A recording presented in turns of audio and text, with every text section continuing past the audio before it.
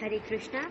Shrimad Bhagavatam canto 8 chapter 3 text number 23 Gajendra Moksha श्लोक संख्या 23। यथार्चिषोऽग्ने सवितुर्गभस्तयो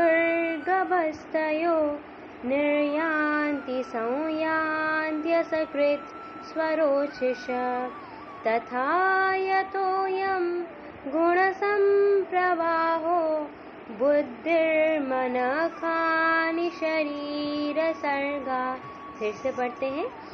यथार्चिषोऽग्ने सवितुर्गभस्तयो निर्यान्ति संयान्त्यसकृत् स्वरोचिष तथा यतोऽयं गुणसम्प्रवाहो बुद्धिर्मनखानि शरीर सर्गा।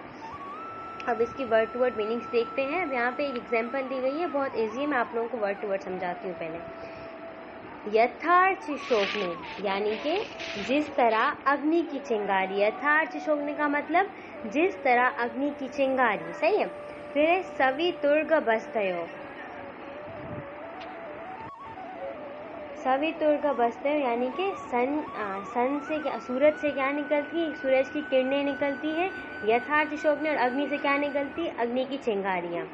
निर्यान्ति मतलब निकलती हैं। पहले क्या था, यथार्चिषोऽग्ने अग्नि की चिंगारियां, जिस तरह अग्नि, यथा यानी कि जिस तरह।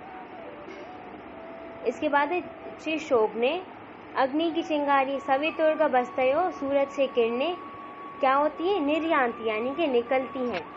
फिर आगे है संयान्ति, फिर उसी में समा जाती हैं।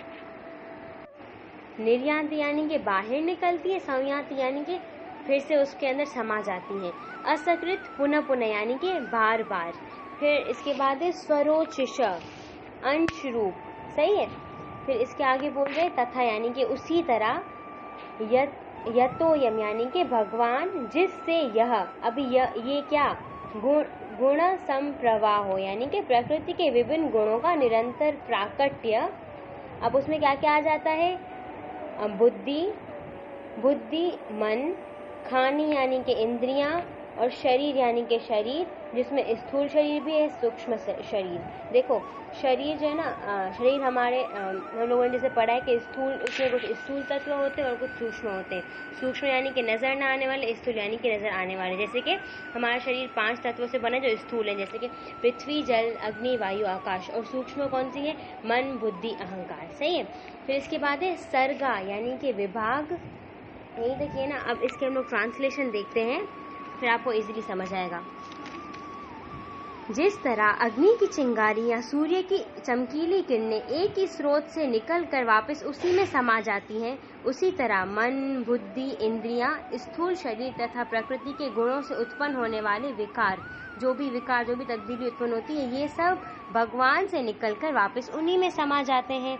हमने गीता कोर्स में पढ़ा है ना कि भगवान की जो है ना, मतलब कि भगवान अपनी प्रकृति की सृष्टि है वो कैसे करते हैं कि वो जो है ना बैठे होते हैं अपने धाम में, फिर 12 व्यूह निकालते हैं, फिर महाविष्णु निकलता है। महाविष्णु का काम क्या है कि वो सिर्फ उनका काम है श्वास लेना, सांस लेते हैं और बहुत सारे ब्रह्मांड निकलते हैं। जब सांस अंदर करेंगे फिर वो क्या है, सब सारे ब्रह्मांड, उसमें जितने जीव वगैरह है सब उसमें जो है ना समा जाएंगे। इस कैसे, जैसे सूर्य से किरणें निकलकर उसमें समा जाती हैं, जैसे अग्नि से चिंगारियां निकलकर उसमें समा जाती है, इसी तरह भगवान से हम सब निकलते हैं।